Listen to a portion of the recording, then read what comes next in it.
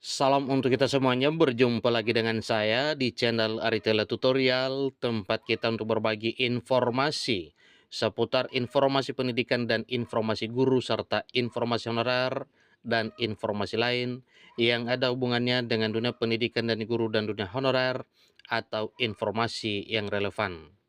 Pada pertemuan ini saya menyapa seluruh Bapak Ibu honorer, saya menyapa Bapak Ibu ASN, PNS, dan P3K, di mana pada pertemuan kali ini ada satu hal penting yang perlu saya sarankan kepada seluruh Bapak Ibu, di mana ini adalah merupakan satu poin penting perlu kita pelajari dan kita ketahui bersama mengenai informasi yang baru dimuat oleh jpnet.com dengan topik 10 pokok rancangan PP Manajemen ASN, 3 pakar bicara nasib honorer.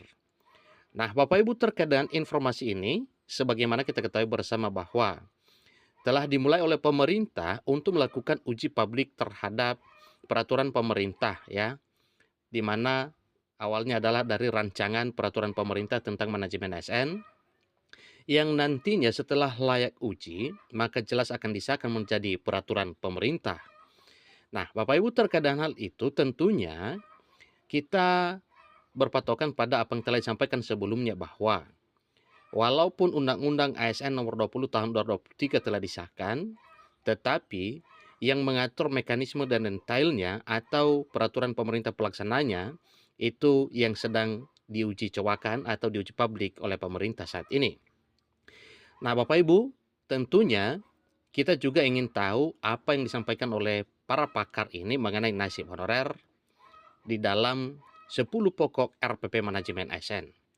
Ikuti informasi yang sampai selesai dan jangan lupa support terus channel ini dengan cara like dan subscribe, share, dan komen. Serta nyalakan tombol notifikasinya supaya semua informasi yang disalurkan melalui channel ini selalu update di layar Bapak Ibu. Tanpa basa-basi lagi, langsung pada informasinya.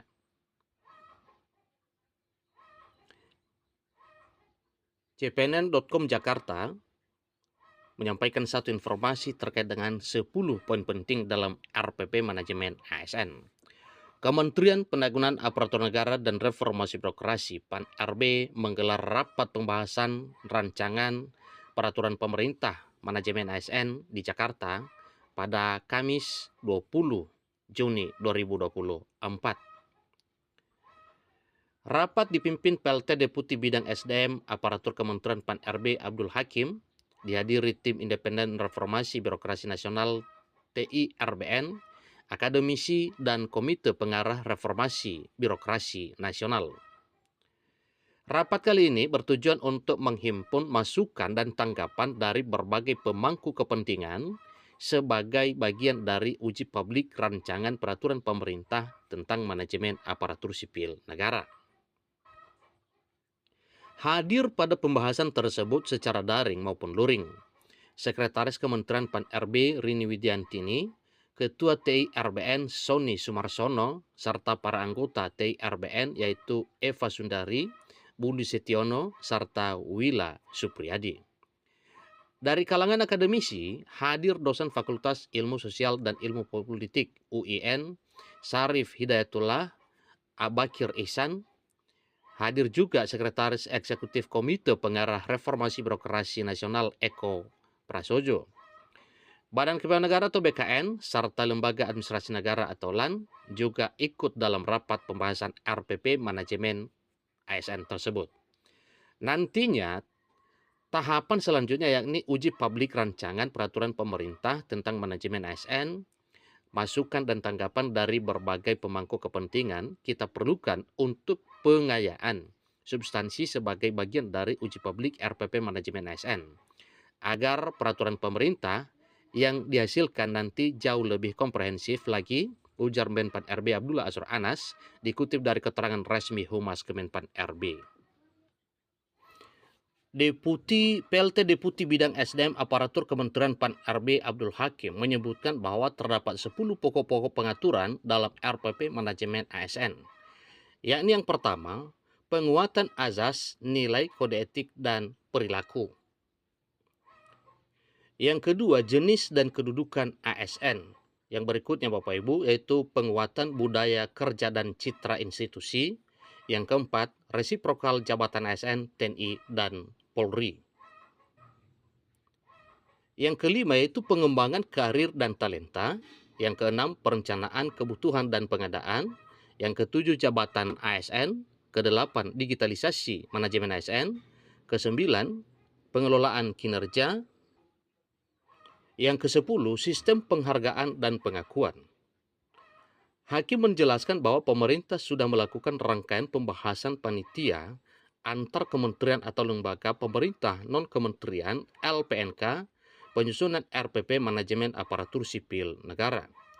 Selanjutnya akan dilakukan uji publik dengan mengundang stakeholders dari kementerian, lembaga, pemerintah daerah, dan asosiasi pemerintah kabupaten kota, jelas hakim pada penjelasan tersebut. Ketua TIRBN Sony Sumarsono menyoroti terkait digitalisasi manajemen ASN. Sony menyoroti sejauh mana RPP manajemen ASN yang baru akan mampu mengintegrasikan, mensimplifikasikan, atau mensinkronkan puluhan ribu aplikasi di instansi pusat dan daerah menjadi satu kesatuan. Jadi tim sepakat merekomendasikan harus ada simplifikasi dalam bentuk integrasi atau sinkronisasi dalam kesatuan sistem Smart ASN. Jadi digitalisasi harus kita sikapi dengan bijak dalam konsep manajemen ASN, kata Sony. Sony juga mengingatkan bahwa isu permasalahan tenaga honorer harus disikapi secara bijak mengingat akan adanya transisi kepemimpinan nasional sehingga perlu diantisipasi baik dari isi maupun konsep manajemen ASN. Anggota TIRBN Eva Sundari pun menilai dalam penataan tenaga non-ASN dilakukan identifikasi yang komprehensif dan prioritas bagi para guru-guru honorer yang sudah lama mengabdi. Semoga saja nantinya kesemua ini mengarah pada positif sebagaimana harapan para honorer. Mohon identifikasinya betul-betul jelas sehingga pendidikan tidak terganggu dan penghargaan atau apresiasi kepada guru-guru honorer ini bisa diprioritaskan, ujar Eva. Senada dengan TIRBN, dosen Fakultas Ilmu Sosial dan Ilmu Politik UIN Sarif Hidayatullah Abakir Ihsan pun menggarisbawahi terkait penataan tenaga non-ASN atau honorer yang membutuhkan kolaborasi dan komitmen seluruh pihak. Hal ini demi memastikan aturan yang diterbitkan nantinya akan bisa diimplementasikan secara efektif di lapangan. Yang perlu kita tekankan dalam menyelesaikan permasalahan tenaga non-ASN ini adalah prinsip kebutuhan, bukan keinginan. Kuncinya juga ada pada political will atau komitmen pimpinan untuk memastikan aturan ini nantinya bisa jalan, kata Bakir. Sekretaris Eksekutif KPRBN Eko Prasojo menerangkan RPP Manajemen ASN diharapkan dapat mewujudkan transformasi dalam pemakaian sumber daya bersama yang menjamin mobilitas SDM. Untuk mewujudkan transformasi perlu adanya keselarasan antara rencana strategis nasional, desain kelembagaan, dan desain SDM aparatur. Ditambah dengan adanya perkembangan digital, maka ruang kerja birokrasi adalah ruang kerja digital. Jadi infrastruktur pekerjaan tidak lagi kepada kantor, tetapi kepada ruang digital yang membuat struktur menjadi berkurang sehingga sumber daya bisa dipertukarkan. Perlu dicermati bagaimana kita menyediakan RPP ini agar mendorong transformasi SDM aparatur yang basisnya adalah platform governance agar ego sektoral berkurang dan dengan sendirinya kebutuhan SDM akan turun karena kita sering resources sehingga pencapaian outcome pembangunan nasional dilakukan secara efektif dan efisien, jelas Eko.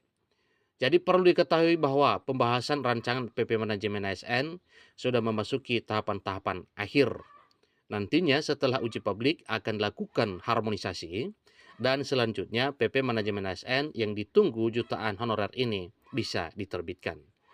Itulah informasi terkini Bapak Ibu mengenai RPP Manajemen ASN dan pendapat para pakar mengenai RPP Manajemen ASN sehingga nantinya dalam hal keputusan terbaik mengenai RPP manajemen ASN yang disahkan menjadi peraturan pemerintah jauh lebih positif dan implementatif sebagaimana yang diharapkan pemerintah. Demikian informasinya. Semoga nasib honorer benar-benar dikaji dengan baik dalam RPP manajemen ASN. Sampai ketemu informasi berikutnya. Terima kasih.